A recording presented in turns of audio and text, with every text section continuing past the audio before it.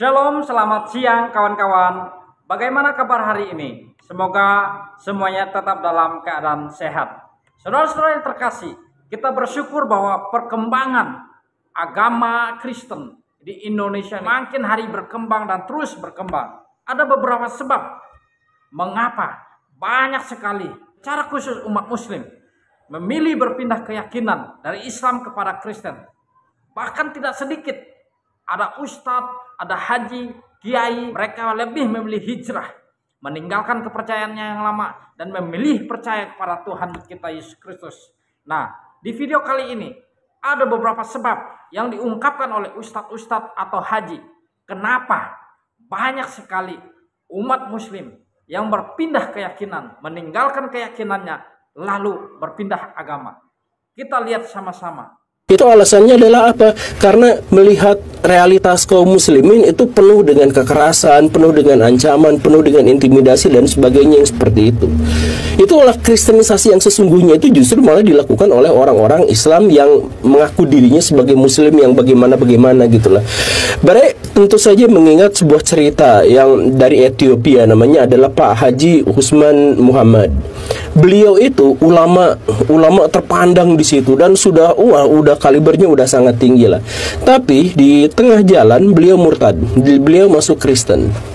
Kenapa bisa seperti itu? Karena dia melihat banyak sekali gereja-gereja dibakar di negaranya. Dia melihat banyak sekali persekusi dan intimidasi terhadap orang-orang Kristen di negaranya, di Ethiopia. Dan karena itu maka beliau mikir, kok agama saya seperti ini? Apakah benar agama saya mengajarkan kekerasan kepada agama lain? Apakah ini dan sebagainya? Mereka mulai berpikir dengan pikiran yang seperti itu dan akhirnya apa?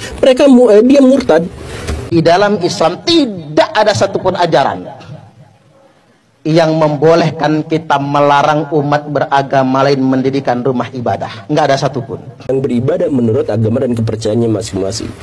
Jadi mereka alasannya apa? Karena alasannya adalah misalkan peraturan pemerintah, ya enggak, mereka melanggar peraturan pemerintah. Mereka melanggar syariat Islam juga iya, peraturan pemerintah juga iya, melanggar akal pikiran juga iya, melanggar adat juga iya, melanggar tradisi ketimuran juga iya, semuanya mereka langgar. Demi apa sih sebenarnya? Dan yang lebih parah lagi, mereka mengatasnamakan Islam. Makanya inilah yang kemudian disebut sebagai pemurtadan yang dilakukan justru oleh orang-orang Islam sendiri. Apa sih sikap muslim sesungguhnya kalau ada orang yang mau bikin gereja?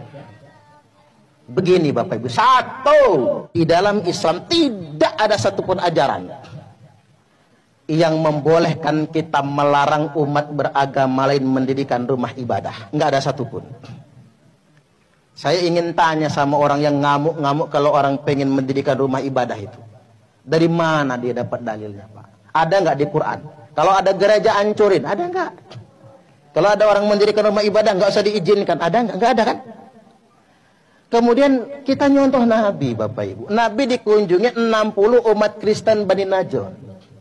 Itu yang berkunjung pendeta-pendeta, jemaatnya. Begitu sampai di Madinah, minta izin kebaktian di Masjid Nabawi. Ada yang pernah umroh nggak? Ada kan? Tahu nama Masjid Nabawi kan? Itu masjid yang sangat mulia, Pak. Oleh Nabi diperbolehkan kebaktian di Masjid Nabawi. Bayangkan Nabi memperbolehkan umat Kristen kebaktian di Masjid Nabawi.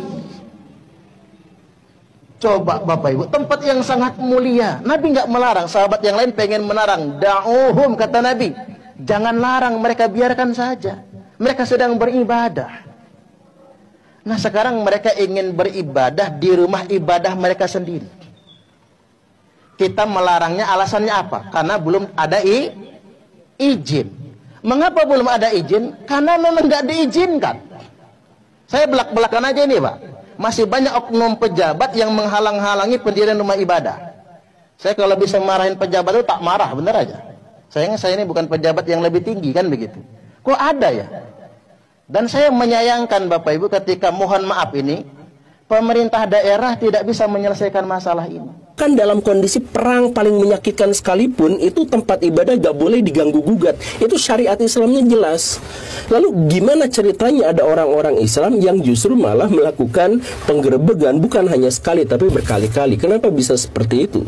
Nah, saya dalam hal ini membela syariah Islam, bahwa dalam Islam itu tidak boleh mengganggu-gugat ajaran agama lain. Dalam hal ini tidak boleh mengganggu-gugat orang-orang yang sedang beribadah menurut agama dan kepercayaannya masing-masing. Nah, teman-teman sudah melihat sendiri, mereka sudah mengungkapkan alasan mengapa banyak sekali orang Islam itu berpindah keyakinan. Jadi dalam ajaran agama Kristen, kita diajarkan tentang kasih, mengasihi, bahkan mengasihi orang yang berbuat jahat kepada kita, mengasihi orang yang menaruh dengki, sakit hati kepada kita. Kita tidak diajarkan untuk membalas kejahatan dengan kejahatan, tetapi membalas kejahatan dengan kebaikan. Itulah kasih agape yang Tuhan tanamkan di dalam diri kita orang percaya, sehingga timbul di dalam hati kita untuk mengasihi sesama. Itulah yang membuat kebanyakan orang memilih percaya kepada Tuhan kita Yesus Kristus, karena ajaran kasih yang begitu luar biasa. Tidak adanya kekerasan, tidak adanya konflik antar sesama agama. Itulah yang membuat kebanyakan mereka memilih berpindah keyakinan. Semoga kita terus menanamkan sikap kasih, menaruh kasih kepada semua orang, saling mengasihi, saling mengampuni, saling menghormati, saling menyayangi, saling peduli satu dengan yang lain. Tuhan Yesus memberkati kita semuanya.